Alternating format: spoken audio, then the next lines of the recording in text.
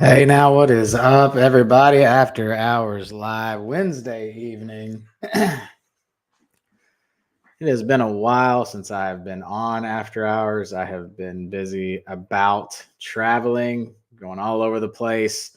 And that is what inspired me to do After Hours tonight to talk a little bit about behind the scenes. If you're just joining me, feel free to tell me who you are and where you're joining in from. And throughout this episode, feel free to ask me anything.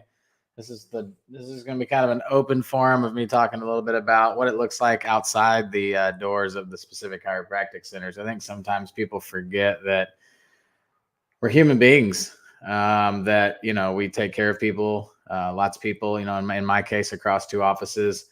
And I've seen quite a few things over the last 9 years. And I think sometimes it's really, really easy to get into the motions and robotic of people thinking that we're just robots. We come in, we take care of people, but we really do have lives outside of the specific chiropractic center. We have lives outside of just what it is that we, I like to say a lot of times that chiropractic's what I do, but it's not who I am.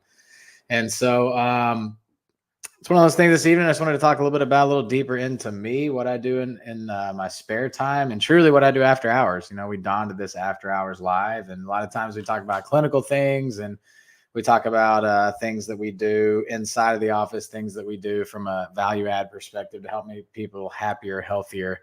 And look, that's our vision. That's what we aim to do. And our mission and vision is to make Arkansas the happiest, healthiest place in existence. But that's for us too, right? That's for that the same can be said for us. That's something that we're constantly looking to do, is be happier and healthier with everything that we do outside of our lives. And again, if you're just joining me, feel free to tell me who you are, where you're joining in from. I'd love to jam out with you. And at any point in this segment, you can ask me anything. Matter of fact, while I'm waiting for people to hop on here, I might even write that in the banner and say, ask me anything. A lot of you guys probably wonder how we do this in the scene. This platform that we use is pretty sweet. You can put anything you want up there. You can scroll things across there. But this will be very, very subclinical. In other words, this is not going to be real clinical. I think I just wanted to give everybody a chance to kind of see, and each of our docs will come on at some point probably and talk a little bit about this. But this is actually the first day that I've been in the office since last Wednesday. I was actually in Las Vegas on Thursday, Friday, flew out Saturday, came home, saw my wife, hung out for a little while, and then I flew back out Sunday to Chicago. My dad and I went to a Cubs game and saw the Cubs play from Sunday all the way through Tuesday. Flew back Tuesday morning, went straight into the office in Hot Springs and started seeing people on Tuesday evening, which was super sweet. For those that don't know, I'm a huge Cubs fan. I am a huge baseball fan. I'm a baseball fanatic. I like football during the winter time, but baseball is my jam. I just love baseball. I played baseball in college. I actually played in high school at Lakeside High School, graduated in 2007. And we had a really good run at Lakeside, played with some really great guys, won 3 conference championships. If you go to Lakeside High School, shout out Lakeside High School, you will see my name on 3 of those banners, which I'm really, really proud of, that still sit there to this day. And then from there, went on to Henderson State, was on a baseball scholarship there at Henderson State for 4 years, and got a degree in the meantime as a student athlete in biology with a minor in chemistry and minor in anatomy. So I had a major and 2 minors. And so baseball has been a big part of my life for a really long time. I actually played in a couple of summer leagues as well. One in Hutchinson. What's going on, Miss Pam? Good to see you. Joining us from Little Rock. If you're just joining us, feel free to tell us who you are and where you're joining in from. And you can feel free to ask me anything you'd like at any point in time. I'm an open book this evening. I'm just kind of sharing with the viewers a little bit what my life looks like outside of the office. And anyway, so went and played baseball at Henderson, and I went and played a couple summer leagues. One in particular was one of the funnest summers I ever had. Was I played in a city called Hutchinson, Kansas, and which is just northeast of or northwest of Wichita. So it was a team called the Hutchinson Monarchs. It was a wood bat league. I went back for the 10th year anniversary last summer, which was great. They ended up winning the National Baseball Congress, which was excellent. But it really just, the game of baseball taught me a lot about the game of life. The game of baseball is a game of failure. In baseball, if you succeed 3 out of 10 times, but you failed 7 out of 10 times, you're a Hall of Famer. And so inherently, you just deal with a lot of adversity. And that's one of the things that I just resonated with a lot of early on, especially in practice with people coming in with a lot of conditions, is they're overcoming adversity. And having overcome a lot of adversity in my own life, my own personal life over the last 9 years, really in particular the last 2 or 3, can really resonate with people who are going through adversity. And a lot of times when people come to me as an upper cervical specific chiropractor, a lot of times they're dealing with things like migraines and fibromyalgia and Parkinson's and MS and ALS and all these things that are adversity, right? It's just a lot of adversity. And one of the things that I really enjoy doing is taking situations that are in a place of adversity and overcoming that. Overcoming adversity, I think, is it was actually one of the themes of one of the years I played at Henderson. Our theme for that year was overcoming adversity, overcoming the adversity. Adversity can come in a lot of different ways, and most oftentimes it's the things that we just can't control. It's things that are totally out of our control. For example, the weather, for umpires, hitting a ball really, really hard right at somebody. There's a lot of adversity that comes along with the game of baseball, but I can proudly say that the game of baseball has taught me a lot about the game of life, and has really helped me deal a little bit better and view things through a different lens of people who are also struggling with adversity as it relates to their health. And so baseball is a huge part of my life. My dad and I went to Chicago over the last couple of days and went and saw a Cubs game. I'm just in this place in my life really where I'm starting to try to do a lot more things that matter, a lot less of things that don't matter and things that do matter. And I think that the more we can look at life as we're all gonna die with the pain of regret or the pride of discipline.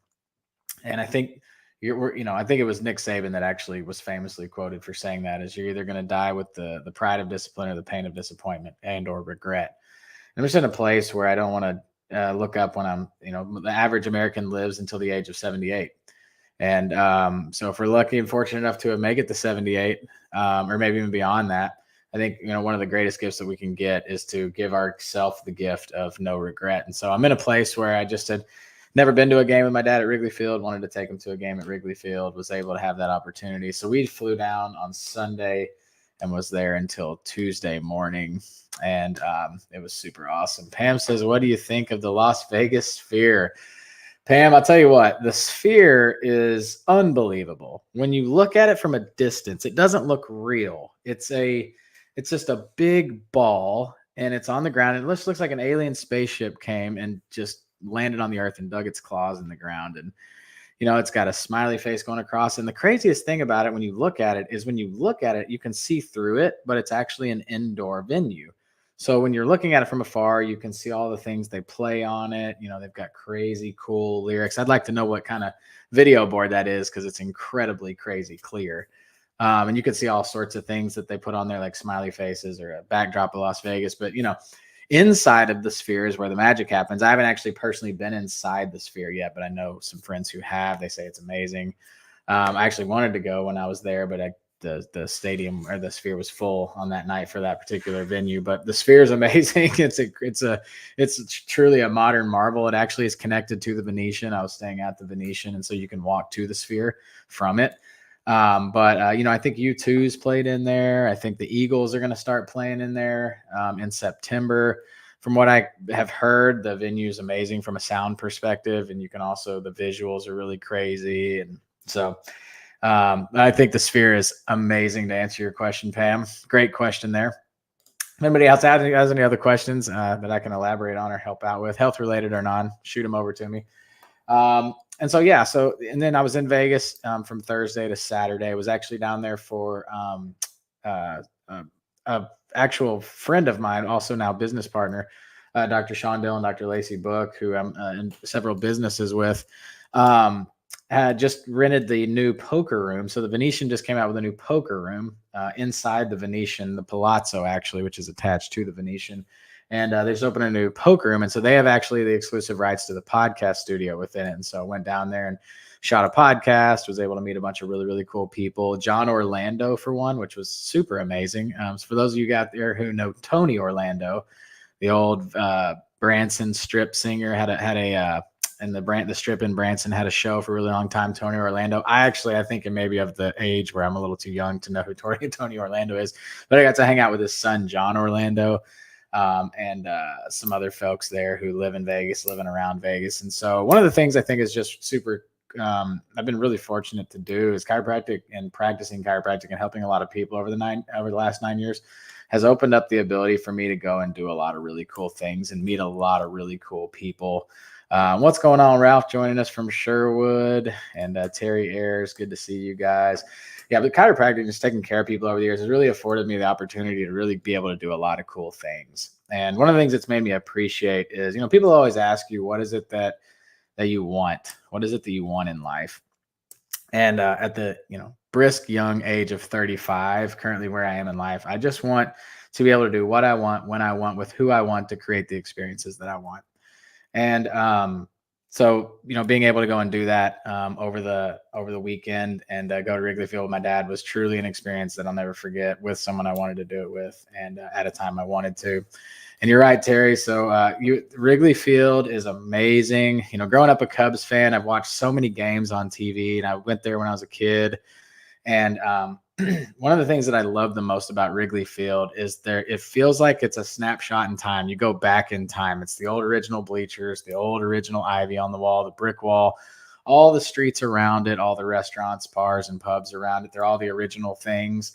And in today's society where everything's modernized and everything's kind of been brought up to date, and it's newer and it's new age, and all these ballparks are really, really big. And, Wrigley Field is just a little old historic ballpark. It's very small. In fact, when you're inside of there, it just feels very, very small. Although it's big, it kind of just feels intimate. A lot of history, obviously, there. Nobody asked, but my favorite Cub of all time is Mark Grace, who played in the 80s. It was actually really cool. I got to meet a guy named Bobby Denier when I was there, who played outfield for the Cubs in the early 80s. And was actually part of a group. We got to do a little tour of the stadium, and I was actually in left field, true story, during batting practice. Guy hits a home run out there, and I actually caught it with my two bare hands and gave it to my buddy's son. So I can actually now say that I caught a home run ball in Wrigley Field. I didn't say if it was during a game or if it was during batting practice. It really doesn't matter. I can now make the claim I've caught a home run ball at Wrigley Field because it's true. And so these are the type of experiences, that I'm talking about when it comes to being able to, do what I want, with who I want, with when I want, and then to create the experiences I want. And so behind the scenes, who I am outside of the office, another thing that I really, really enjoy is I'm a big hunter. I enjoy bow hunting quite a bit. I enjoy being out in the woods. I know it sounds crazy to some folks, but sitting in a tree when it's freezing cold at night, in the morning really early, and watching the sun come up and the woods come alive is something that for me is just serene. It's therapeutic. Becoming a part of the woods is something just in nature that I really, really enjoy. It's something I've learned to grasp a hold of and really like. Like I said, I'm a huge Arkansas Razorbacks fan, baseball and football in particular, but mainly baseball. Because of, like I said earlier, I'm just a huge baseball guy. I love the Razorback baseball program. Dave Van Horn and the one pop-up away from a national championship broke my heart in 2016. Holy smokes. That was, I'm still not over it. If you can't tell, I'm still not over us not catching that foul ball. But if you're just joining me, feel free to tell me who you are and where you're joining in from. And if you have any questions, this is an open forum to ask me anything you'd like, whether it's health related or not.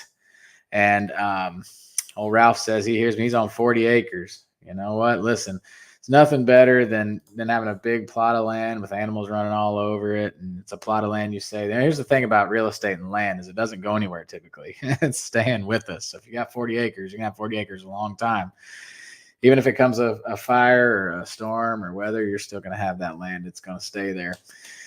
And let's see here. So went on to, after Henderson State, played college baseball there. After that, I went to Parker University in Dallas, Texas is where I went to chiropractic college. And it was while I was there that I discovered my true passion, which is upper cervical care, which they don't actually teach in chiropractic school. So when you go to chiropractic school, basically what you get taught is how to look at bones, how to feel people's spines, and how to crunch every bone in their spine from head to toe. And really that's, and how to pass boards, and how to diagnose things you never get to diagnose. And chiropractic college is really just kind of crazy. It looks like Miss Alex joining from Stuttgart, rice capital of the world, also the duck hunting capital of the world, which is another one of my big passions, is duck hunting, as well as golfing, which Alex and her husband Ross know, especially our husband Ross. Shout out Ross, golfer. So golf's something I've picked up. I'll get to that here in a minute. But after going to Parker University, one of the things that I learned was they just teach you basically to come in and feel people's spines and crack them from head to toe. And I just got this eerie feeling there and then when I was getting closer to graduation that I really don't know how to do anything. I really don't know how to assess people. I really don't know how to do anything scientific. I just know how to move a bunch of bones. And it made me really uncomfortable, honestly. I was like, I'm not sure I could charge and be of integrity for what is in my brain and my knowledge base, which is very small at this point. It's just to crack bones, and a monkey can do that. So I went and started asking questions around the professors when I was there, and I was like, I want to learn upper cervical. The founder of the profession, BJ Palmer, if you've been in my Hot Springs office, I have a picture of him in my Hot Springs office, and you know that. But he was the developer of chiropractic, and he did upper cervical work. And he actually developed a research office. He was putting out a lot of research. He was validating chiropractic. And he also had a sanitarium, which most people don't know. He had a sanitarium where he was taking care of mental health patients. And sanitariums were referring him mental health patients because they didn't have all the medications they had then. They didn't have all the crazy meds that they have now. And so they didn't really know where to send these people. So they were actually sending them to BJ Palmer at the sanitarium. It's called the Clearview Sanitarium. You can look it up. It was in Davenport, Iowa. And he was seeing mental health patients who were suffering from things like PTSD, bipolar disorder, schizophrenia, depression, anxiety, and the list goes on. And I was seeing really good results with it. So as I was reading about this, I was like, this is super interesting. I want to learn more about this. I want to learn how to do this. Like, I want to not have graduated chiropractic school and not learn this. And I wasn't taught it. And there was no teacher there teaching upper cervical. So I reached out to a professor there and I said, who do I learn this from? And they said, you need to go learn it from these particular guys. So I went on a weekend seminar and I went and learned the work that we do now in our office. And from there, I actually now go teach that work. I'll actually be at the Georgia Chiropractic Council this coming up weekend teaching the upper cervical work now. And so the very work that I was able to go to as a student and learn, I now have the privilege to go teach, which is awesome. The reason I do it, and a lot of people ask me that, why do you go all over the place and teach this work? And the reason I do that is because we need more people doing this work. We need more doctors out there. We need to create more access for people who want to be able to access upper cervical care. One of the biggest things that breaks my heart all the time is when people reach out to me and say, is there anybody that does what you do in Augusta, Georgia, or Las Vegas, Nevada, or wherever it is? And one of the most painstaking things is when I have to tell somebody there's nobody there that I'm aware of. And so what that means is that truly sad they can't get that type of care. And so that's why I go and teach the work. It's why I'm passionate about it. It's why I am in the work that I am. And it's why I like to go and try to get that opportunity for other docs to be educated in it so that they can take care of great people with that quality of work. And so let me see here. Anyways, Parker University, graduated 2015, December of 15. My baseball career was over in January of 2011. My coach came up to me and he said, Dennis, you're out of eligibility. And so I thought, okay, well, I'll go play some kind of wood bat league during summer or semi-pro, and explored those options and decided it's just not for me. It's time to hang them up, which we all have that. We all have that time where we realize that we've got to hang them up. So for me, that was it. And became a chiropractor, love what I do, and but it's not who I am. And that's what I wanted to use this segment to kind of just bring the light to you guys is, outside of the office, what are the things I love to do and who am I as a human being, as a person. So I've been married for 6 years to my beautiful wife, Mary Lee. We've been dating 16 years. So we met in undergrad. We dated 16 years and we quality vetted each other for 10 years prior to getting married. We've been married for 6 years since April 28th of this past year. So April 28th of 2018. And it's been a fun ride. She's been with me all along the side of opening and now 2 offices and several other business ventures. And she's awesome. Let's see here. What am I missing? I'm now an avid golfer. And by the way, if you're just joining us, feel free to tell me who you are and where you're joining them from and ask me anything. Feel free to ask me anything, almost anything. I can answer almost anything. Some things may be off limits. If there's something out there you'd like to know, it could be professionally, clinically, or personally, doesn't matter. I'd love to banter back and forth with you. Now I've picked up golf over the last 2 years. I was told that baseball would translate to golf well. The first 6 months I played golf, I thought everyone who's ever told me that was lying to me and they're a liar. Now, having played going on 2 years or so, I do realize there's a lot of conversion and there's a lot of ways that baseball does kind of roll over into golf. A lot of similarities. However, the biggest difference is the swing, which is everything in golf. The swings are completely different. In baseball, the ball's moving at you and you're hitting it with a round bat. In golf, the ball's still on a tee and you hit it with a flat face. They're actually, in a lot of ways, not the same. But I really, really do enjoy it. One of the reasons I like golf so much is because of how difficult it is. It's such a difficult game, and I really enjoy things that are difficult and hard to do and are not just easy to pick up. And it's also a beautiful game. It's a gentleman's game. The courses are beautiful. I like to be able to play different courses when I travel and go different places and experience different courses and different people.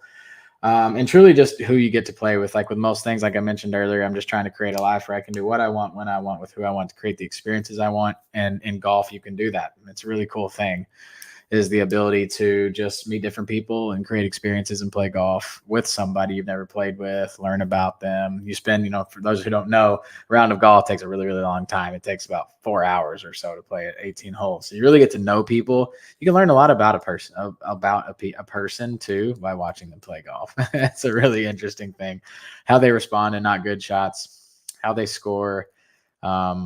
That's a really interesting thing, actually. It's a new thing I've adopted, is when I get to know somebody, I can just take them around a golf and play golf. I think you can learn a lot about somebody in 4 hours of golf. But outside of that, that is all of the interesting info of Grant outside of the specific chiropractic center, all the things I've got going on. Of course, in case you don't know, I also am an Amazon bestselling author. I wrote a book in 2020 that came out when everybody was sitting at home during COVID and reading because they had nothing better to do, which, fortunate enough for me, was great timing for a book because it came out and a lot of copies were sold and given to people. And it went to Amazon bestseller status. It's called A Life Without Migraines, a little holistic method for living a headache-free life. That little known holistic method is upper cervical care, and migraines is something I've seen such great and amazing results with so many people over the years. And it's one of my favorite things to take care of. So it was only appropriate I wrote a book. Looks like I got Miss Teresa here, enjoys golf as well. Gotta love golf. It's so hard. Golf, I think it was John Daly who said, I love it, I hate it, I want to go play again tomorrow. It's one of those games. It's tough. But if you're just, as before I wrap up here over the next couple of minutes, if you got anything you'd like to ask, any questions, anything you'd want to, or curious about, like I said, it can be professionally, personally, or clinically. I am an Ask Me Anything Q&A here. And who knows, if you ask some good questions, maybe you might even give away something. You might win something here. But anyway, I'm going to stop rambling on about me. But that is, if you're just joining us, feel free to watch it back on the replay. I just give you basically my life in a nutshell up to this point, which is not all that interesting. However, some people find it interesting. Here's what I found is, over the years, a lot of people are not so much interested in what you do. They're interested in who you are. So what I wanted to do is just open myself up, talk a little bit about me, talk a little bit about my experiences and some of the things that I've been involved with and done over the years. And one of the things I'm most proud of is when I played at Henderson, I played baseball. We had the first back-to-back 40-win seasons in school history. Henderson at the time was a very small program. We didn't even have lights. In fact, it was a grass field. No lights. So when it got dark, we just stopped. We just continued the game on the next day. And so that's my little thing. They always talk about the olden days back before. That's my big one. And so now they have turf, they have lights, the program's in really good shape. And the same coach that I played for when I was there my senior year is still there now. So really proud of the program, proud of what they built. Pam Prince, have you ever played golf with John Daly? That's a great question. The answer to that is actually yes. I have played golf with John Daly before. I went down to so John Daly has a nonprofit foundation called the Heart of a Lion Foundation. And what it is, it's a nonprofit foundation that helps wounded veterans and veterans that have been wounded in battle, kind of like the Wounded Warrior Project, but it's a little different. And it's ran by a guy named Major Ed Polito, who lost his right leg in battle. So John Daly and him teamed up, and they formed this nonprofit foundation, and they do a golf tournament. They do golf tournaments all over the place. That's how they raise funds for this nonprofit. And so we got invited to one in Clearwater, Florida. So my business partner and I, Sean, we flew up to Clearwater, Florida, hung out with John Daly, also some crazy other celebrities like Derek Holland, the pitcher for the Rangers, used to pitch for the Rangers. Johnny Damon, who was a big baseball player and the Red Sox. Clearly, you can say I'm a very baseball-driven guy. If there was, and then there was also Ryan Jensen, the center for the Tampa Bay Buccaneers, who was the center for the Buccaneers when they won the Super Bowl when Tom Brady was there. A lot of really, really cool places and people. And John Daly was there and was playing around in golf, and actually did get to play with him, which was unbelievably cool. Hits the ball farther than anybody I've ever seen in my life with shoes off. It was pretty crazy. I got a couple of minutes here left. Is there any other questions anybody has while you've got me here? You can ask me anything. I'm an open book. Great question there, Pam. This has been fun. This has just basically been free for all from Grant and what Grant's got going on. So I think next week we'll have Dr. Chris or Dr. Cam come on here and do the same, give you guys a little bit of an insight and look into them. And look, one of the things I'm most proud of is my team and the docs we have at the specific, Dr. Chris Brown, Dr. Cameron Daniels. One of the things that you will come to appreciate about us is we are men of integrity. We love what we do. We have such a good time in the office with each other, and we truly love what we do. And also are very good at what we do. And one of the things that we all work really good together. And the more we talk about how we can deliver more value to the community and trying to deliver upon our mission of being the beacon of our community, place for the sick, suffering, and hopeless who have learned to appreciate that their life is not defined by their diagnosis. And truly on a mission to try to make people, the Arkansas the happiest, healthiest place in existence. Thank you, Miss Tanya. Appreciate that. It was kind of a story of my life, wasn't it? It was just kind of like a looking back at kind of what got me here today. A lot of people, a lot of experiences, and most of those things. And I just have come to appreciate you learn way more during failure than you do success. And that's why I started with the fact that I love baseball so much. Is 7 out of 10 times you fail, but 3 out of 10 times you succeed. You're a really good baseball player. Much the same in life is, a lot of failures. First couple of years in practice, maybe I'll do a separate segment on that, what those first couple of years were like, when I took out a huge business loan and took a massive risk. And a lot of people told me I was crazy for opening up right out of school and taking out a lot of debt to open this practice. And truly, I wouldn't have done it any other way. But there was a lot of things I learned, a lot of things that were kind of crazy that first couple of years, and a lot of things I sacrificed. I wished I wouldn't have sacrificed. That I'm kind of learning now, where things I had to look back on and assess and go back and fix. So it's a little vulnerability there for you. It's not always, in this world of social media where we see people's top 10, Sports Center top 10, all they show you is the highlights on their social media feeds. We oftentimes don't get to see what the negatives and the not top 10s look like. And, so for me, it was a lot of sacrificing a lot of things that I felt like were important to me, or I would convince myself or say were important to me. I was sacrificing those things to try to make a clinic make it and try to make sure a clinic was successful and people were getting results and working really long hours and networking a lot and doing a lot of things that I now in hindsight have learned maybe weren't the healthiest of things, but maybe they were, because they kind of got the clinic to where they are today. So just some of the things that go through Grant's head on a day-to-day basis, which you guys clearly don't want to know, I promise you. All right, guys. It looks like we're at the 30-minute mark. I'll give somebody a last second chance to maybe ask a question. Give me the Grant ramble on a little bit more. And if not, we will cut it short. I don't think anybody else has got anything. Let me check the comments here. I don't think anybody else is. Hopefully you guys enjoyed that little rant that I just went on there. It was super fun. Thanks again for all you guys joining in for After Hours Live on every Wednesday night. We just try to bring you guys some value, learn a little bit about us. And truly, tonight was a little bit of therapy for me. To be able to talk a little bit about the past, a little bit about what got me here, and maybe somebody can learn something for it. And appreciate that, Miss Alex. That's why I do what I do, is for the people that pop in, favorite course to play, we'll end on this. I actually had the opportunity, Miss Terry, to go to Scotland in June. So 2 months ago, I was in Scotland and actually got to play a couple of courses. Of course, if you know the game of golf, it was invented in Scotland. And so the first rounds of golf ever were played in Scotland. And so the first rounds were played on the old course, St. Andrews, and then Carnoustie, which I've played, and also Gullin. It's a course called Gullin in Gullin, Scotland. And so my favorite course out of all of them I've played so far is Carnoustie, very old school links course in Scotland. And wind was blowing 45 miles an hour. It was freezing cold. It was crazy. But it was such a cool course, such a cool experience. And that was probably my favorite course to play. Now, if you're talking about vintage, Carnoustie for sure. But on a day-to-day basis, I enjoy the Hot Springs Country Club as well. And Hot Springs, that's a fun one as well. Babe Ruth played that course. Ben Hogan played that course. A lot of really cool people played that. Great question. Well, this was fun, guys.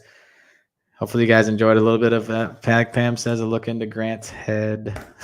And, thanks for joining Miss Teresa, guys. Until next Wednesday, we will see you guys for another round of After Hours Live. This has been fun. Hope you all have a great week.